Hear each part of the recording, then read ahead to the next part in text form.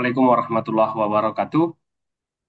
Kami dari kelompok A akan mempresentasikan terkait manajemen frek dari mata kuliah manajemen frek yang terdiri dari yang pertama ada Bu Tina, ada Pak Isnian Nadi Wijaya, dan saya sendiri Khairul Aulia Lubis.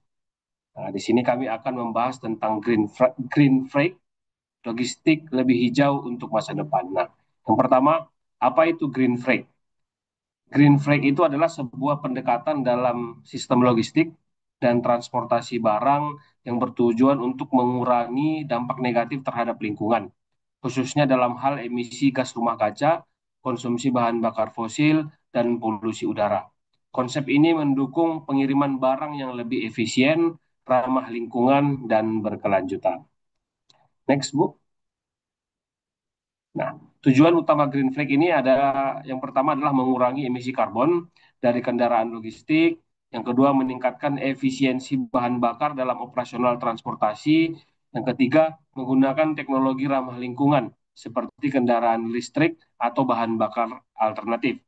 Yang keempat, mengoptimalkan rute pengiriman untuk meminimalkan jarak tempuh dan waktu tempuh, dan yang terakhir adalah mengurangi biaya operasional melalui efisiensi energi. Next, Bu. Komponen atau strategi dalam green freight. Yang pertama adalah pemilihan kendaraan hemat energi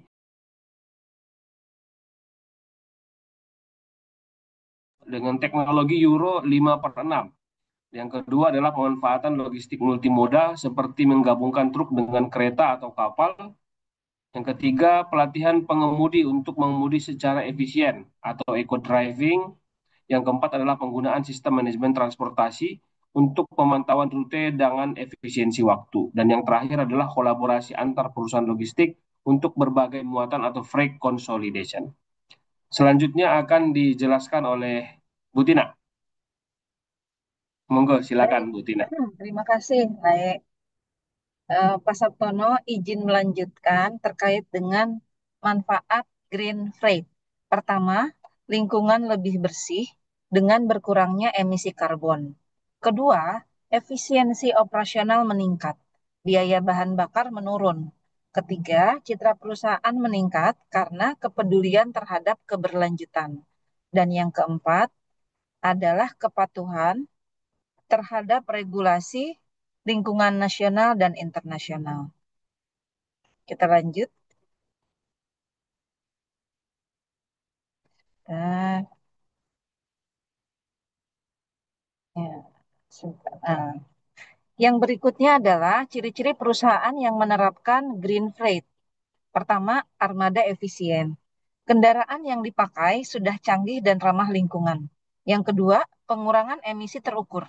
Mereka secara rutin mengukur dan melaporkan berapa banyak emisi yang berhasil dikurangi. Yang ketiga, inovasi terus-menerus, selalu berusaha mencari cara baru untuk jadi lebih efisien dan ramah lingkungan. Dan yang keempat adalah melibatkan semua pihak, mengajak semua stakeholder, yaitu karyawan, pemasok, pelanggan, untuk ikut serta dalam upaya keberlanjutan. Berikutnya, studi kasus Pos Indonesia sebagai perusahaan green logistik. Kenapa Pos Indonesia disebut green logistik? Pertama, menggunakan 300 motor listrik untuk pengiriman.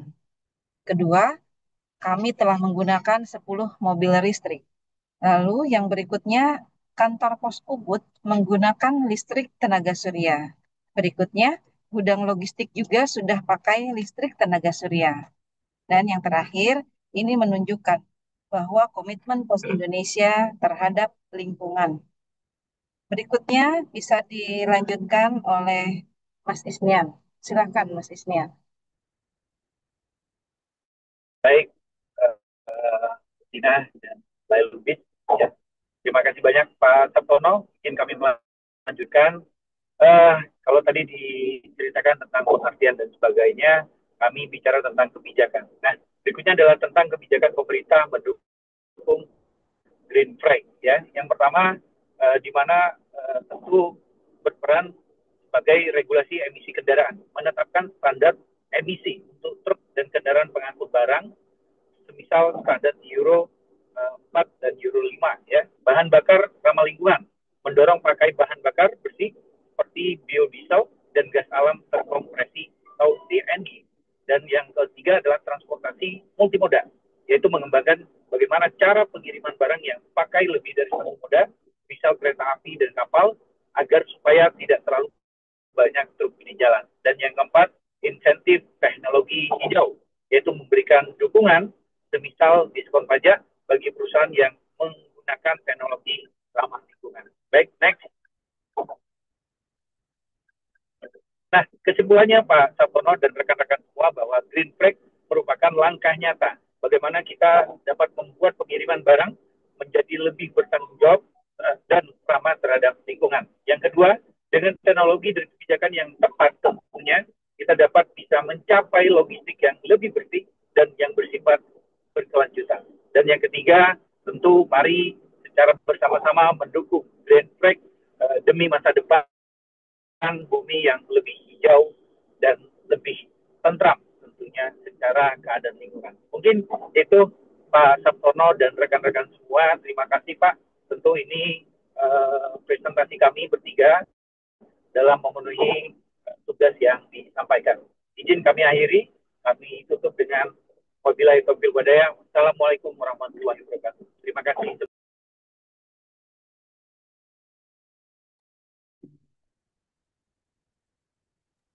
Terima kasih Kenapa Pak. senyum, senyum Bu?